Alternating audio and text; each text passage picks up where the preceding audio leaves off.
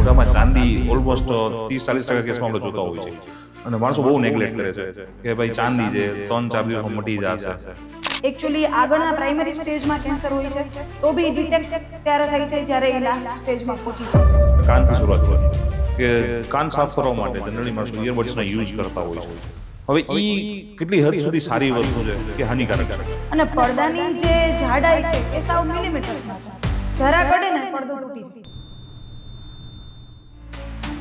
કાનમાં તમે કીધું પાણી નાખતા હોય, બહુ સાચી વાત છે. ઘણા પેશન્ટ આવીને એમ કહે કે કાન તો ધોવો જ પડે ને, તો કાનમાં પાણી નાખીને ધોતો હતો. પણ એકચ્યુઅલી કાનને સાફ કરવાની કોઈ જરૂરિયાત જ નથી. કે ભાઈ આ તો વંશ પરંપરાગત છે, એના પપ્પાએ બોડું બોલતા શીખાતા, 3-4 વર્ષથી શીખી જ જશે અને ડોક્ટરની વિઝિટ લોકો અવોઇડ કરતા હોય છે. આ બાબતે તમારો શું વિચાર છે? તો આ તમે બહુ સારો પોઈન્ટ કીધો અને આ મુદ્દો બહુ જ મતલબ ઇમ્પોર્ટન્ટ છે. બધા લોકોએ જોવો બી જોઈએ કે બાળક જન્મે છે તો એ બરાબર સાંભળે છે ને. છોકરાઓને કાનમાં દુખાવો થાય તો લસણવાળું ગરમ તેલ નાખતા.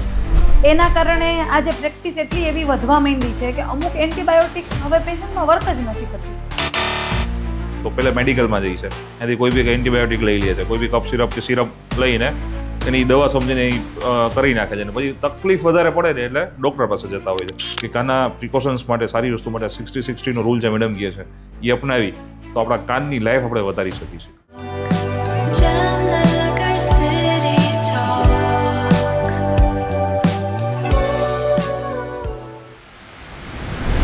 જામનગર સિટી ટોક્સમાં આપનું સ્વાગત છે. આજના આપણા પોડકાસ્ટના જે મહેમાન છે એ અવાજ, શ્વાસ અને સંવાદના રાહ ચિંતાવનારા ડૉક્ટર છે. ડૉક્ટર પ્રિયા સૌસાણી, જે બેસ્ટ હિલ હોસ્પિટલમાં અત્યારે ફરજ બજાવે છે. તો ડૉક્ટર પ્રિયા સૌસાણી, આપનું સ્વાગત છે. Thank you. આપણે આજે એક વસ્તુ જાણવી છે. જનરલી આપણે કાનથી શરૂઆત કરીએ કે કાન સાફ કરવા માટે જનરલી માણસો ઇયરબડ્સના યુઝ કરતા હોય છે. હવે એ કેટલી હદ સુધી સારી વસ્તુ છે કે હાનિકારક છે? પહેલી વાત તો એ કે તમે કોઈ પણ કંપનીના ઇયરબડ્સ લેશો તો એમાં બારે સ્પેસિફિકલી લખેલું હશે કે ફોર એક્સટર્નલ યુઝ ઓનલી. એટલે એનો મતલબ શું કે ઇયરબડ્સ આપણે જે વાપરવાના હોય છે એ કાનનો જે બહારનો પાર્ટ છે એ સાફ કરવા માટે વાપરવાનું હોય છે. પણ લોકો શું કરે, કાનની અંદરની ભાગમાં એનો યુઝ કરે અને એના કારણે ઘણા બધા પ્રોબ્લેમ્સ થાય. જેમ કે ઘણી વખત કેવું હોય કે કાનમાં અમુક લોકોને વેક્સ બનેલું હોય. હવે એ લોકો એવું વિચારે કે હું કાઢવાની કોશિશ કરું છું, પણ એ જનરલી ઇયરબડ્સથી એ અંદરની તરફ નાખતા હોય છે. એટલે કેવું થાય કે એક તો આપણા કાનની કેનાલ છે એ લગભગ 2-3 સેન્ટીમીટરની હોય. એમાં એ લોકો કાનથી ઇયરબડ્સથી સાફ કરવાનું જો ટ્રાય કરે તો ઘણી વખત પડદામાં કાણું પડી શકે, અથવા તો જે કાનની અંદર જે વેક્સ છે એને ધક્કો લાગે અને એ વેક્સ પડદાની આગળના ભાગમાં આવી જાય તો સાંભળવામાં તકલીફ પડે, બ્લોક થઈ જાય ઇયર. અને ઘણી વખત કેવું થાય કે હવે તમે વિચારો, નોર્મલ આપણી કોઈ પણ હાથની ચામડી છે એમાં આપણે વારે ઘડીએ ઘસ્યા ઘસ કરી છે તો એનું જે નોર્મલ મોઇશ્ચરાઇઝેશન છે એ વયું જાય. એટલે કાનની અંદરની સ્કિન છે એકદમ ડ્રાય અને ફ્લેકી થઈ જાય. એના કારણે એમને ખંજવાળ આવે અને પછી આ વિશિયસ સાયકલ છે એ કન્ટિન્યુઅસ રહે. તો ઘણા બધા લોકો જનરલી જેન્ટ્સ હોય છે, મેલ હોય છે, એ ચાવીનો ઉપયોગ કરતા હોય કાન સાફ કરવા માટે. ઘણા લેડીઝ છે તો માથામાં નાખવાની પિન હોય એનો યુસેજ કરતા હોય છે. એ કેટલું હાનિકારક થઈ જાય? એ બી એવું જ કે આપણે પિન છે અથવા ચાવી છે એનો ઉપયોગ કરીએ તો એક તો પેલી વસ્તુ કે એની ઉપર બેક્ટેરિયા કે કાંઈ પણ હોય તો આપણે કાનની અંદર એને આપણે સામેથી ઇન્સ્ટિલ કરી રહ્યા છીએ. બીજું કે આ બધી વસ્તુ કાનની અંદર એબ્રેઝન ક્રિએટ કરે, એટલે કે અહીંયા છોલાઈ જાય. જે નાની કાનની જે એકદમ કહેવાય ને સુવાળી ચામડી હોય અથવા તો એકદમ નાજુક ચામડી છે એની અંદર સ્ક્રેચ માર્ક્સ આવી જાય. એટલે કાનની એક મિકેનિઝમ છે જેને કન્વેયર બેલ્ટ મિકેનિઝમ કહેવાય. એના દ્વારા કેવું હોય કે કાનની ચામડી છે બહારની તરફ વધતી હોય. મતલબ જે કાનની અંદર મેલ છે, કોઈ પણ કચરો છે, કાંઈ પણ વસ્તુ છે એ બહારની તરફ એ ચામડી વધીને એને ફેંકી દે. પણ આપણે આ જે બધી વસ્તુઓ કરીએ એના કારણે એ મિકેનિઝમ છે એ અલ્ટર્ડ થાય અને પછી ચાલુ થાય કાનની અંદર દુખાવો, કાનમાં વાગી જાય તો કાનમાં કાણું પડી જાય, લોહી નીકળે અને બીજો ઘણી જાતનો ચેપ લાગી શકે. એટલે ઇયરબડ્સ છે એ ખાલી કાનના બહારના જે ભાગ છે એને ક્લીન કરવા માટે છે, અંદરના ભાગ માટે નથી. અને ચાવી, પિન આવી કોઈ વસ્તુનો ઉપયોગ તો ક્યારેય કરવો જ ના જોઈએ. કેમ કે મેં તમને આગળ કીધું કે કાનની જે લંબાઈ છે એ મતલબ 2-3 સેન્ટીમીટર જ છે. તમને કેવી રીતે ખબર પડે તમે કેટલા નજીક છો પડદાને? અને પડદાની જે જાડાઈ છે એ સાવ મિલીમીટર્સમાં છે. જરા કડે ને પડદો તૂટી જાય. એટલે બહુ ધ્યાન રાખવું જરૂરી છે. તો આપણા દાદી અને નાની બચપનમાં નાના છોકરાઓને કાનમાં દુખાવો થાય તો લસણવાળું ગરમ તેલ નાખતા, એનાથી રાહત થાય. તો આ પ્રથા કે આ વસ્તુ કેટલી કારગર છે અને કેટલી નુકસાનકારક છે? એક તો હું એવું કહીશ કે ટોટલી મિથ જ છે. લસણનું તેલ કાનમાં નાખી અને કાનનો દુખાવો મટી જાય એવું પોસિબલ જ નથી. બીજી વસ્તુ કે આ લોકોનું નક્કી જ નથી હોતું કે કેટલું ગરમ કરીને કાનમાં નાખે છે. અમુક એવા પેશન્ટ મારી પાસે આવ્યા છે કે જે લોકોએ તેલ ગરમ કરીને જરાક એવું ઠંડુ કર્યું હોય અને ડાયરેક્ટ કાનની અંદર નાખી દે. તો એનાથી કેવું થાય, આપણે જ્યારે કાનને દૂરબીનથી જોઈએ તો કાનની ચામડી, એક તો મેં તમને કીધું કે એટલી નાજુક હોય અને એમાં આવું ગરમ તેલ નાખે એટલે દુખાવો તો સાઈડમાં જ રહી જાય. આ જે તેલ નાખ્યું એના કારણે જે ચામડી છે આખી જે બળી જાય અને એમાં ફરફોરા ઉપડી જાય અને વોટ નોટ, એમ ઘણું બધું થઈ જાય.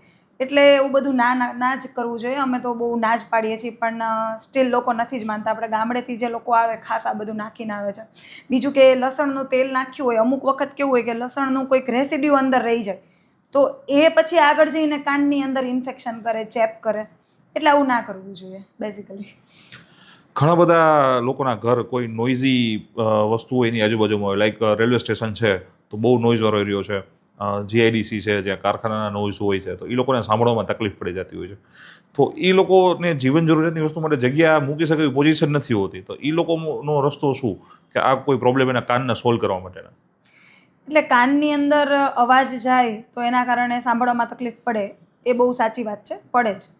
પણ આવી ધારો કે કોઈ જગ્યાએ એ લોકો કામ કરતા હોય, જેમ કોઈ ફેક્ટરીમાં વર્ક કરતા હોય, એ લોકો એ નથી છોડી શકે એમ, તો એ એક કામ કરી શકે કે કાનની અંદર પ્રિવેન્ટિવ બર્ડ્સ આવતા હોય છે કે કાનમાં ભરાવી દે તો અવાજ એટલો અંદર ના જાય જેટલો બેઝિકલી એ ના ભરાવે અને જાતો હોય.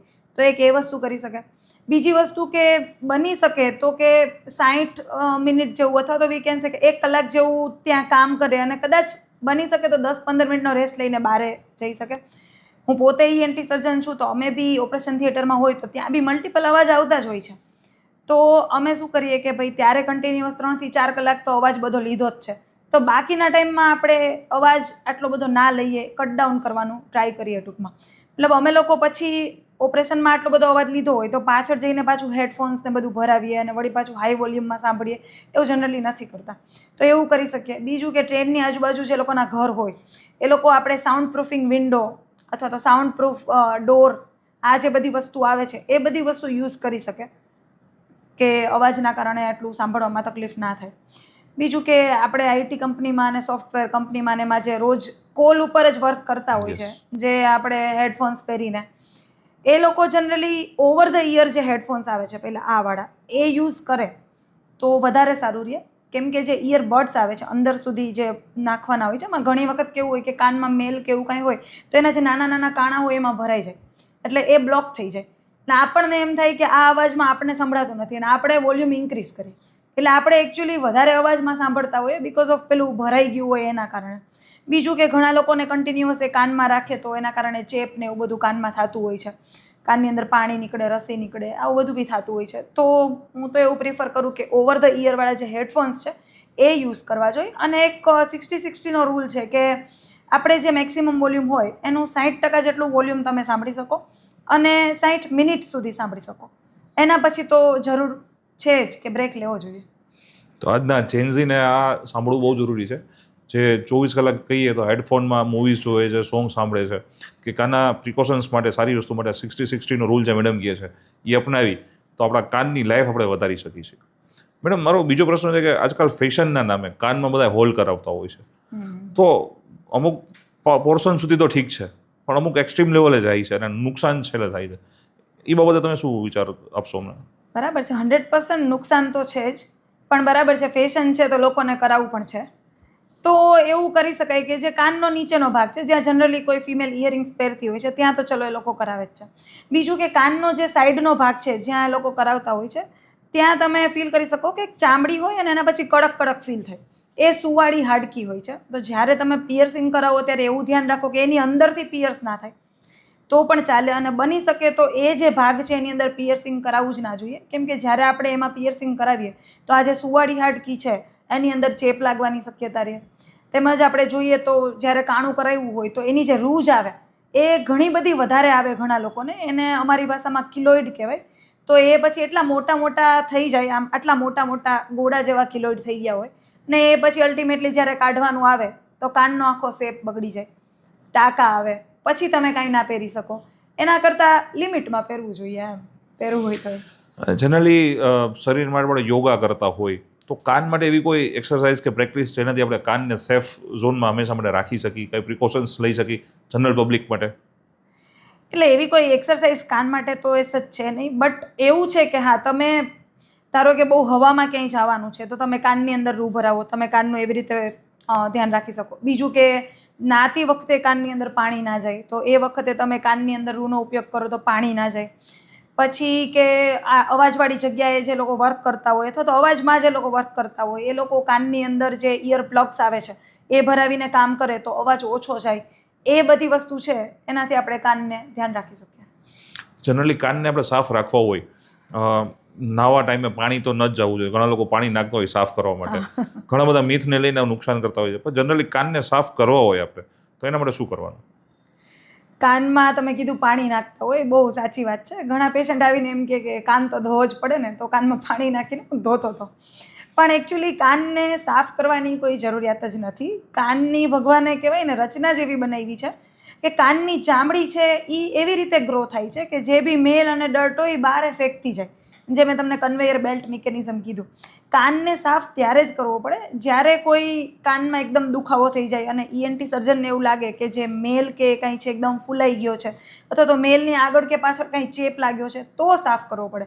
જનરલ આપણી ડે ટુ ડે લાઈફસ્ટાઈલમાં કાનનો બહારનો ભાગ છે આપણે લૂછી દઈએ આ તે, દેટ્સ ઇનફ. કાનની અંદરના ભાગમાં આપણે કાંઈ જ કરવાની જરૂર નથી. એઝ ઇટ ઇઝ ક્લીન જ છે અને ક્લીન જ રહેશે. બાકી તમને જો ક્યારેય દુખાવો કે કંઈ પણ થાય તો સ્પેસિફિકલી સ્પેશિયાલિસ્ટને બતાવવું જોઈએ કે દુખાવો શેના કારણે છે. જનરલી કેવું છે કે વેક્સ છે ને એ આપણા માટે પ્રોટેક્ટિવ છે. જો એ વેક્સ કેવી રીતે બને તો કે કાનની અંદર છે ને સેર્યુમન ગ્લેન્ડ્સ હોય, એ વેક્સને સિક્રિટ કરે અને એ આપણા કાન માટે પ્રોટેક્ટિવ છે. ધારો કે કોઈ કાનની બાજુમાંથી આમ જીવડું નીકળી ગયું પણ વેક્સ છે તો અંદર સુધી નહીં જાય, બીજી કોઈ પણ ડર્ટ્સ છે એ અંદર સુધી નહીં જાય. પણ અમુક વખતે અમુક લોકોમાં એવું થાય કે એ જે ગ્લેન્ડ્સ છે એ બહુ વધારે કામ કરે એટલે એ લોકોને બહુ વધારે વેક્સ બને અને એ પછી કાનને એકદમ બ્લોક કરી દે તો સાંભળવામાં તકલીફ થાય. ઘણી વખત પાણી જાય તો ફૂલાઈ જાય. તો એવા સંજોગોમાં આપણે વેક્સ કાઢવો જરૂરી છે. તો ચલો આપણે ડૉક્ટરને બતાવીને કાન સાફ કરીએ. બાકી એઝ ઇટ ઇઝ નોર્મલ લાઈફમાં એને કંઈ સાફ કરવાની જરૂર નથી, એ એની મેળે સાફ થઈ જશે.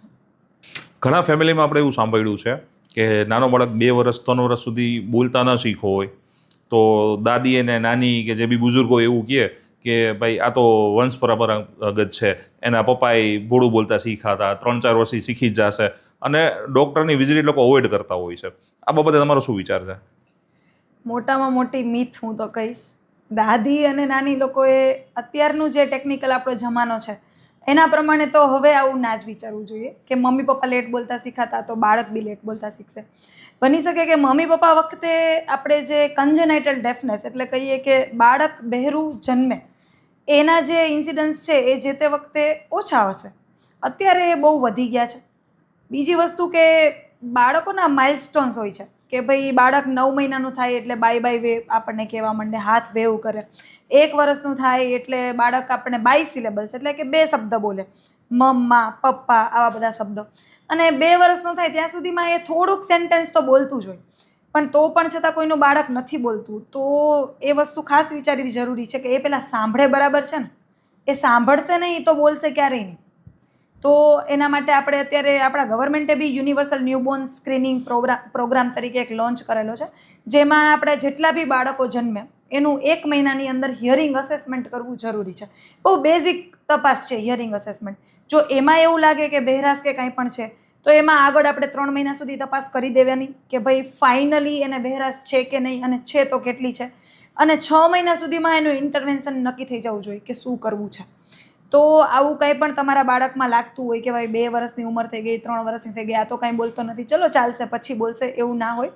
કેમ કે બાળકોનું મગજ પણ એની ઉંમરની સાથે સાથે ડેવલપ થતું હોય.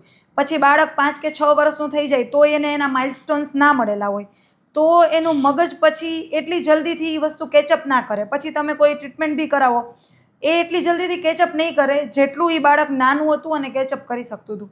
તો આ તમે બહુ સારો પોઈન્ટ કીધો અને આ મુદ્દો બહુ જ મતલબ ઇમ્પોર્ટન્ટ છે. બધા લોકોએ જોવો બી જોઈએ કે બાળક જન્મે છે તો એ બરાબર સાંભળે છે ને, કેમ કે આપણે એવું ના હોય કે અમુક રિસ્ક ફેક્ટર હોય કે મમ્મી કે એને મતલબ આવું કંઈક હતું, ડાયાબિટીસ હતું, બીપી હતું, તો જ એનું બાળક હોય એમાં એવા ચાન્સીસ હોય, એવું ના હોય.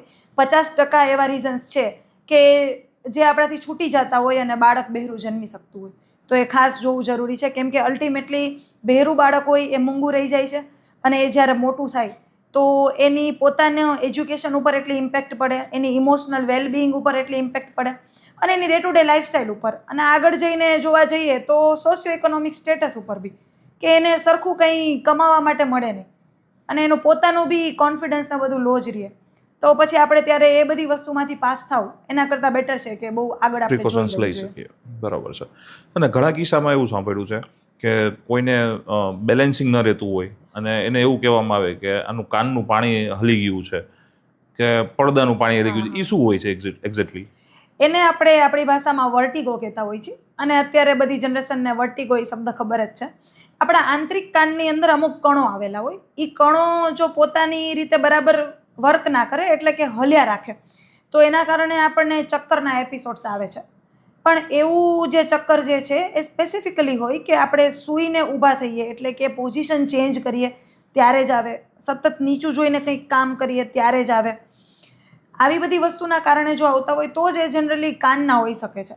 બાકી ચક્કર આવે એટલે પહેલી વસ્તુ એવી જ વિચારવા માંડવાની કે કાનના કારણે જ છે, એ મતલબ યોગ્ય નથી. આપણે જ્યારે ચક્કર આવે તો આપણે યોગ્ય ડૉક્ટરને બતાવીને પહેલાં એ જાણવું જરૂરી છે કે આપણે મગજ રિલેટેડ કોઈ પ્રોબ્લેમ નથી ને, મતલબ બ્રેઇનમાં કોઈ વસ્તુ ન્યુરો ઇસ્યુ નથી ને, પછી બીજું કે બીપી ને એ બધું આપણું બરાબર રહે છે, સુગર આપણું બરાબર રહે છે કે નહીં, અને બીજા કોઈ ઇસ્યુ તો નથી ને. અને જો સ્પેસિફિકલી હોય કે હા ભાઈ બહુ ટૂંકા સમયનો ઓનસેટ હોય કે ભાઈ 2 દિવસ પહેલાં જ ચાલુ થયું અને હું સૂતી હતી અને સૂઈને ઊભી થઈ અને મને ચક્કર આવવા માંડ્યા, તો એ બધી વસ્તુ બરાબર છે કે એ કાનના કારણે હોઈ શકે. અને ઘણીવાર મને બેલેન્સિંગ ઉપરથી યાદ આવ્યું કે શરદીની સિઝનમાં કફ બધાને વધારે થઈ જતો હોય છે. કફને લીધે શરદી કાઢવા માટે એકદમ પ્રેશરથી હેન્કરમાં આપણે વાપરતા હોય છે અને એને લીધે ઘણીવાર બેલેન્સિંગ બગડતું હોય છે. તો ખરેખર સાચી રીતે આ જ છે નાક સાફ કરવા માટેની? એટલે એમાં એવું છે કે નાકમાં જ્યારે શરદી થાય ત્યારે બધા એવું કહેતા હોય કે જેટલી બી શરદી છે કાઢી નાખો નાક સાફ કરીને એમ. તો એ વસ્તુમાં ને વસ્તુમાં અમુક લોકો એટલું જોરથી નાક સાફ કરે કે જે નાક અને કાનને કનેક્ટ કરતી નળી છે એની અંદરથી જે શરદી છે એ કાનના પડદાની પાછળ ભરાઈ જાય અને એટલું જોરથી સાફ કરે કે જે સાઇનસ છે આપણા એની અંદર બી શરદી જતી રહે. તો એના કારણે સતત મગજની અંદર દુખાવો અને આમ હેંગ જેવું આખું થઈ જાય મગજ. પણ એટલું જોરથી સાફ કરવાની કોઈ જરૂર નથી. તમે નોર્મલ નાક સાફ કરો. બાકી જ્યારે નાકના સિક્રિશન્સ બનશે તો આપણે જ્યારે સાફ કરશું ત્યારે ધીમે ધીમે નીકળશે જ. એકદમ જોરથી એવો પ્રયાસ કરવો કે એકવારમાં બધી શરદી કાઢી જ દેવી છે તો પોસિબલ જ નથી, એવું ન થઈ શકે. એટલે એકદમ ધીમે અને જેટલું બી શરદી ફીલ થઈ છે એટલું જ કાઢવાનું. વધારે એકદમ ફોર્સ કરશું તો બાકીની શરદી બી નીકળી જશે અને હું જલ્દી સાજો થઈ જઈશ એવું નથી હોતું. એ બગડે જ છે. એ ઊંધી શરદી બધા સાઇનસની અંદર વહી જાય અને સાઇનોસાઇટિસ થાય અને એમાં પછી માથાનો દુખાવો, તાવ અને ઘણું બધું. અને બીજું કે કાનના પડદાની પાછળ જો ભરાઈ જાય શરદી તો કાનમાં સાંભળવાની તકલીફ પડે, કાનની અંદર પાણીમાં પરપોટા બોલતા હોય એવું બધું લાગે, ડલનેસ લાગે, બોધો લાગે કાન, ગુજરાતી ભાષામાં આપણે કહીએ તો. એટલે બધી વસ્તુ એકદમ યોગ્ય પ્રમાણમાં કરવી જોઈએ, વોટ આઈ ફીલ. ઘણીવાર એવું બી થાય છે કે લોકોને ગળામાં ઇન્ફેક્શન થતું હોય છે કે થ્રોટિંગમાં ખરાશ જેવું થતું હોય છે તો પહેલાં મેડિકલમાં જઈ છે, એનાથી કોઈ બી એન્ટીબાયોટિક લઈ લે છે, કોઈ બી કફ સિરપ કે સિરપ લઈને એની દવા સમજીને કરી નાખે છે અને પછી તકલીફ વધારે પડે ને એટલે ડૉક્ટર પાસે જતા હોય છે. આ બાબતે તમારું શું મંતવ્ય છે? હા, તમારી વાત સાવ સાચી છે. અત્યારે આવું બહુ થાય છે કે ગળામાં કંઈ થોડુંક ખરાશ કે કંઈ થઈ ગયું હોય તો એ તો મેડિકલ સ્ટોરમાંથી લઈ લેશું, મટી જ જશે, એમાં એવું કાંઈ વાંધો નથી. અને ચલો લઈ બી લે છે, પછી એમાં થાય એવું કે મેડિકલ સ્ટોરમાંથી એ લોકો અમુક એન્ટીબાયોટિક્સને બધું આપી દે. એના કારણે આજે પ્રેક્ટિસ એટલી એવી વધવા માંડી છે કે અમુક એન્ટીબાયોટિક્સ હવે પેશન્ટમાં વર્ક જ નથી કરતી. જે અમુક સમય પહેલાં એટલી બ્યુટિફુલી વર્ક કરતી હતી પેશન્ટમાં, અત્યારે અમે લોકો ખુદ ફીલ કરીએ છીએ કે અમુક એન્ટીબાયોટિક્સનું પેશન્ટમાં કોઈ રિઝલ્ટ જ નથી મળતું. એટલે તમારું કેવું એવું છે કે જેનેટિકલી બોડી એક્સેપ્ટ કરી લીધી છે એ વસ્તુ? હા, બોડીમાં એ દવાથી રેઝિસ્ટન્ટ આવી ગયો છે. એટલે કે કોઈ બી બેક્ટેરિયા અગર એન્ટર થાય છે તો એ દવા હવે એને મારી નથી શકતી, ગુજરાતી ભાષામાં એકદમ આપણે વાત કરીએ તો. એ આના કારણે જ થયું છે, કેમ કે ઓવર ધ કાઉન્ટર ડ્રગ એટલે કેવું કે બહારથી જ આ લોકો લઈ લેતા હોય દવા, અને એ દવા એટલા ટાઈમ માટે લીધી હોય અને એ લોકોને એવું સમજાવવામાં નથી આવતું કે આ જે કોર્સ છે એ પૂરો કરવો જરૂરી છે. 2 દિવસની દવા લે અને મટી જાય એટલે બાકીની 5 દિવસની લેવાની કોઈ જરૂરિયાત નથી, મટી તો ગયું. એના કારણે બી આ રેઝિસ્ટન્સ ને એ બધું વધી ગયું છે. એટલે આવું કંઈ પણ થાય તો ડાયરેક્ટ મેડિકલ સ્ટોરમાંથી દવા ના લેવી જોઈએ, ડૉક્ટરને બતાવવું જોઈએ. બીજી એક વસ્તુ એ કે મેડિકલ સ્ટોરમાંથી ચલો દવા બી લઈ લીધી તો એમાં થોડું ઘણું ઓછું થઈ ગયું, પણ ઘણી વખત એવા બેક્ટેરિયાનું ઇન્ફેક્શન લાગ્યું હોય છે કે એમાં જે તે એન્ટીબાયોટિક્સ વર્ક ના પણ કરે, પછી એ લોકોનું તમે જુઓ ગળામાં કાકડા પાકી જાય અને ગળાની અંદર એટલી વધારે તકલીફ થઈ જાય ત્યારે એ અમારી પાસે આવે. ઓલરેડી બીજી એન્ટીબાયોટિક્સ લઈ લીધી હોય, એને અસર ના કરી હોય, દિવસો વધી ગયા હોય, Infected એટલે વધારે થઈ ડિઝીઝ વધી ગઈ હોય અને પછી એ અમારી પાસે આવે તો પછી એવા સમયે કેવું થાય કે જે ડિઝીઝ છે એ મટવાના ચાન્સીસ બહુ ઓછા થઈ જાય, મટે એકદમ ધીમે ધીમે, અને કોમ્પ્લિકેશન્સ થવાના ચાન્સીસ બહુ વધી જાય. પછી અલ્ટિમેટલી દાખલ થવું પડે અને એવી મતલબ વધારે પડતું પેશન્ટને સફર કરવું પડે. ઘણીવાર આપણા ઘરેથી એવું કહેવામાં આવે છે કે ભાઈ થ્રોટ ઇન્ફેક્શન છે, ખરાશ જેવું છે, તો ગરમ પાણીથી તમે કોગળા કરો કે ગાર્ગલ કરો, હલ્દીવાળા પાણીથી કરો. તો આ એક મિથ છે કે ખરેખર અસર કરતી હોય છે આ વસ્તુ? એટલે આમાં એવું છે કે હા, આપણે મીઠાવાળા પાણીના કોગળા કરીએ છીએ, એનાથી ગળામાં અસર થતી હોય છે 100%, એમાં કંઈ ખોટું નથી. પણ અમુક વસ્તુના અમુક દિવસો હોય કે ધારો કે તમને ગળામાં કંઈ પણ થયું છે, તમે પહેલાં 2 કે 3 દિવસ આ બધી વસ્તુ કરી જોઈ. આની સાથે સાથે તમે કંઈ બી બીજું કે આપણે નાસ લેતા હોય, નાક બંધ હોય એના માટે, અને આ ગળા માટે કોગળાને બધું કરતા હોય, એ આપણે કરી જોયું, એના 3 થી 4 દિવસ થઈ ગયા તો એ આપણને મટતું નથી, તો પછી અને પછી તાવ વધારે આવી ગયો છે, મટતો નથી, તો પછી આવા સમયે ડૉક્ટરને કન્સલ્ટ કરવું જરૂરી છે. બાકી તમે સ્ટાર્ટિંગના ડેઝમાં તમે ગળામાં મીઠાવાળા કોગળાને કરી શકો છો, એનાથી ઘણું સારું થાય છે ગળામાં, એ ખોટું નથી, કરી શકાય. પણ અમુક લિમિટ હોય કે તમે આટલા દિવસ એનો વેઇટ કરો, પછી ખાલી મીઠાવાળા કોગળાથી ગળાની અંદર ખરાશ નહીં જાય, પછી તમારે દવા લેવી પડશે. અને સૌથી મોટી વસ્તુ અત્યારે કે મોઢામાં ચાંદી ઓલમોસ્ટ 30-40% કેસમાં આપણે જોતા હોઈએ છીએ, અને માણસો બહુ નેગ્લેક્ટ કરે છે કે ભાઈ ચાંદી છે 3-4 દિવસમાં મટી જશે, અને પછી કોઈ કદી બહુ મોટું રૂપ લઈને આવતું હોય છે. તો આ બાબતે તમારું શું મંતવ્ય છે? એટલે હવે ચાંદી પડવાનું રીઝન એટલે આપણે તમાકુ ને ગુટકા. હવે આના વિશે હું એવું કહીશ કે તમાકુ ને ગુટકા ન ખાવા જોઈએ, તો એ તો કોઈ મતલબ કોઈ એડવાઇસ જ નથી બનતી, કેમ કે આપણે જે સૌરાષ્ટ્રના પટ્ટામાં રહીએ છીએ એમાં તમાકુ ને ગુટકા ન ખાવું તો કામ ન થાય, Exactly. કોન્સન્ટ્રેશન ન કરી શકો કોઈ વસ્તુમાં. અથવા તો તમાકુ ને ગુટકા તો ઘણાય ખાય છે, તો એ ક્યાં, એ લોકોને ક્યાં કાંઈ કેન્સર થઈ જાય છે ને એ લોકો જતા રહે છે, એ તો જેને થવાનું હોય એને થાય, બાકી ન થાય. હવે આ બધી વસ્તુનું તો કોઈ લાઈક કાઉન્સલિંગ જ નથી, બટ બિંગ અ ENT સર્જન હું એ જરૂર કહેવા માંગીશ કે મોઢામાં કોઈ ચાંદી પડે જે તમને લાંબા સમયથી રૂજાતી ના હોય તો એનું તાત્કાલિક ધોરણે તમારે કોઈ પણ કાનના ગળાના ડૉક્ટરને બતાવીને નિદાન કરાવવું એટલીસ્ટ જરૂરી છે. તમે નિદાન કરાવી લ્યો, પછી જો એમાં કંઈ નથી આવતું, જેમ કે નથી મીન્સ કેન્સર નથી આવતું તો કંઈ વાંધો જ નથી, પણ જો આવે તો એની યોગ્ય સારવાર આગળ કરાવવી જરૂરી છે. ચાંદી છે મટી જશે, 1-2 મહિનામાં મટી જશે, આવું બધું વિચારવાથી એકચ્યુઅલી આગળના પ્રાઇમરી સ્ટેજમાં કેન્સર હોય છે તો બી ડિટેક્ટ ત્યારે થાય છે જ્યારે એ લાસ્ટ સ્ટેજમાં પહોંચી જાય છે, કેમ કે આપણે એ વસ્તુ ઉપર ધ્યાન જ નથી દેતા, એટલા માટે. તો મિત્રો, તમારા અવાજ, શ્વાસ અને સંવાદને સારા રાખવા હોય તો ડૉક્ટર પ્રિયા સૌસાની તમને મળશે બેસ્ટ હિલ હોસ્પિટલ જામનગરમાં. તમારા આ કોઈ બી ઇસ્યુના સોલ્યુશન્સ માટે કે ગાઈડલાઇન્સ માટે તમે ગમે ત્યારે બેસ્ટ હિલ હોસ્પિટલમાં ડૉક્ટર પ્રિયા સૌસાનીનો કોન્ટેક્ટ કરી શકો છો. Thank you.